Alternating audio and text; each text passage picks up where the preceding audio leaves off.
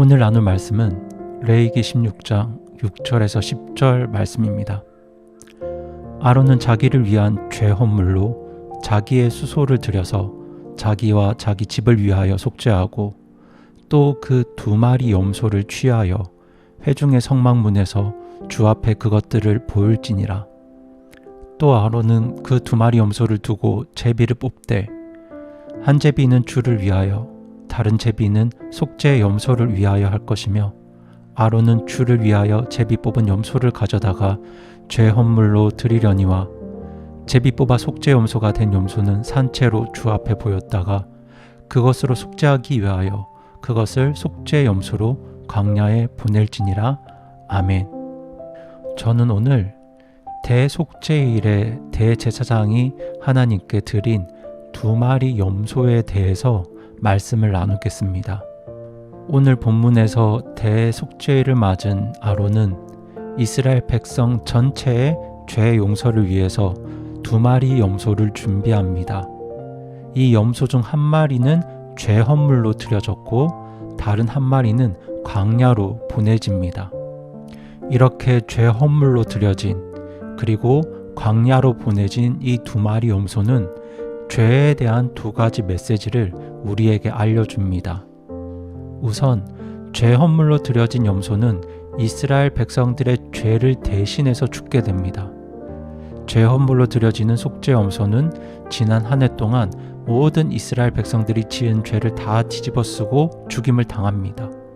원래는 죄를 지은 사람들이 죽어야 했지만 하나님께서는 그들을 대신해서 이 죄 헌물로 드려진 속죄 염소의 피를 보시고 이스라엘 백성들의 죄를 용서해 주셨습니다. 이처럼 대속죄일에 모든 이스라엘 백성들을 대신해서 죄 헌물로 드려지는 속죄 염소는 모든 인류의 죄를 대신해서 죄 헌물로 드려진 예수 그리스도를 우리에게 미리 보여줍니다.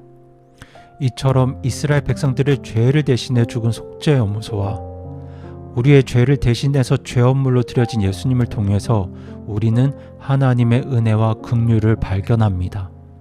하지만 동시에 죄의 결과가 심판과 사망이라는 사실도 분명하게 보여주고 있습니다.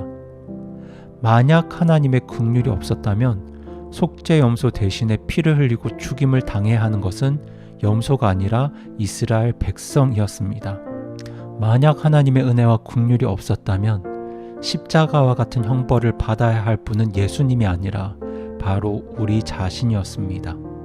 이처럼 대속죄일에 드려진 속죄 염소와 그리고 우리 주 예수 그리스도는 하나님의 은혜와 긍휼을 우리에게 보여주는 동시에 하나님의 심판과 죄의 대가가 무엇인지도 우리에게 분명하게 보여주고 있습니다.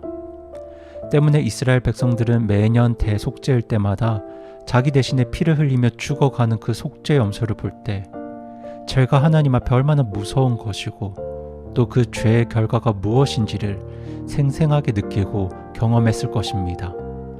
그렇게 한 생명이 자신들을 대신해서 피 흘려 죽어가는 그 모습을 보는 그 무거운 분위기 속에서 그들은 다시 한번 자신의 죄를 회개하고 거룩한 삶을 살겠다 다짐하며 결단했을 것입니다.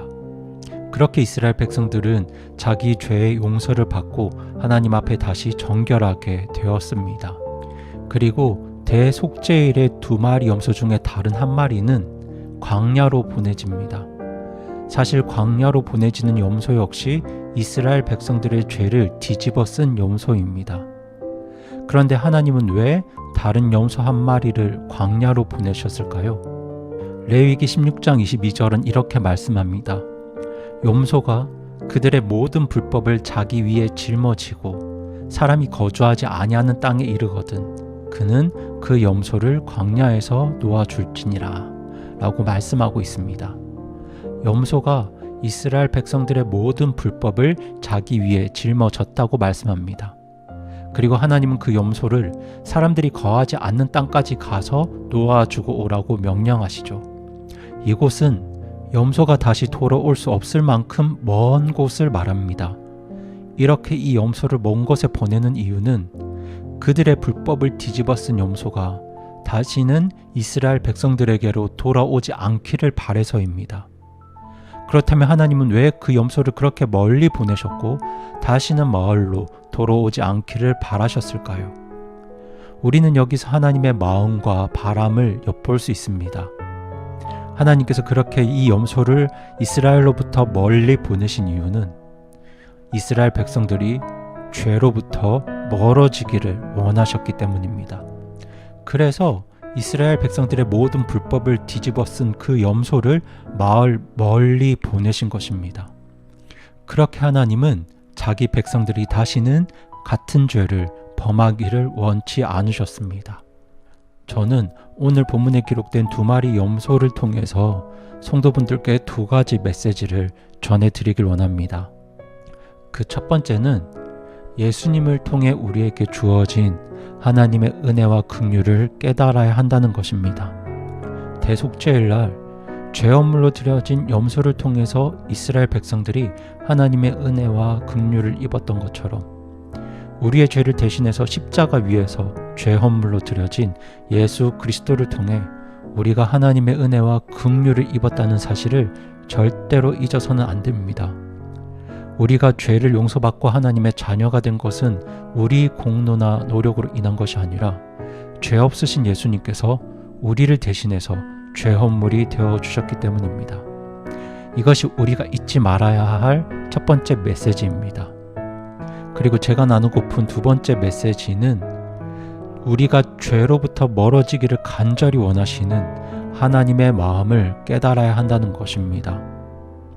예수님께서 우리 죄를 대신해서 죽으셨기 때문에 죄 문제에 대해서 우리가 해야 할 모든 일들이 사라진 것은 아닙니다. 하나님은 지금도 우리가 죄로부터 멀어지기를 간절히 원하십니다. 이스라엘 백성들이 그들의 불법을 짊어진 염소를 아주 먼 곳으로 보냈던 것처럼 하나님께서는 오늘도 우리가 우리들의 죄들을 아주 먼 곳으로 보내기를 원하십니다. 대속죄일날 먼 광야로 보내졌던 염소가 다시는 마을로 돌아오기를 원치 않으셨던 것처럼 하나님은 오늘 우리도 다시는 과거의 죄를 반복해서 짓지 않기를 간절히 원하고 계십니다. 그것이 우리들이 광야로 보내어진 염소를 통해서 깨달아야 될 2번째 메시지입니다. 사실 많은 그리스도인들이 죄 헌물로 드려진 염소에만 주목해서 살아갑니다. 예수님을 통해서 죄 용서를 받았기 때문에 오늘 내가 범하는 죄에 대해서 그렇게 민감하게 반응하지 못합니다. 하지만 오늘 우리는 광야로 보내진 염소를 통해서 하나님께서 진정 우리에게 원하시는 것이 무엇인지를 깨달아야 합니다. 우리가 정말 우리를 구속하신 예수님을 사랑하고 그분을 기쁘게 하는 삶을 살고자 한다면 우리는 우리의 죄들을 먼 곳으로 보내야 합니다. 그리고 다시는 같은 죄를 반복하지 않도록 결단하고 노력해야 합니다. 우리가 물론 예수님처럼 완벽하게 살 수는 없겠지만 이런 주님의 마음에 반응하면서 하루하루 죄를 멀리하고 또 다시는 같은 죄를 짓지 않기 위해서 결단하고 노력할 때 하나님께서는 우리가 더욱 주님을 닮아가는 거룩한 하나님의 자녀들로 세워지도록 우리들을 도우실 겁니다. 성도 여러분, 이번 한 주 살아가실 때 그렇게 우리 대신에 죄원물이 되어주신 예수님께 감사하면서 그리고 또 죄를 멀리하기를 원하시는 하나님의 마음에 반응하면서 하나님의 인도하심과 또 하나님의 은혜를 충만히 누리는 저와 여러분이 되기를 간절히 소망합니다.